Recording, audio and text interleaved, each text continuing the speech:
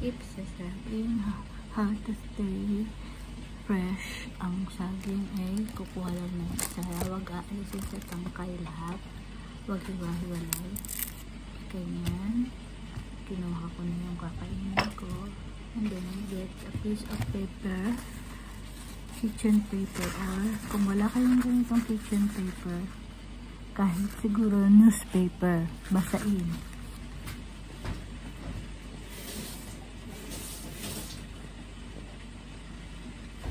Yan, binasa ko na siya. Basa. Then, hirap nyo dun sa pinaka-stem ng ano. Ayan. Para yung moist niya hindi siya agad mabubulok. Asan yung plastic? Then, saka yung egg. Lagay sa plastic para hindi agad matuyo ang papel.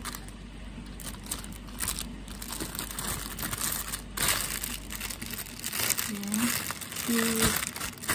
keep your banana fresh. Yan. Hindi siya magbabrown. Ayan.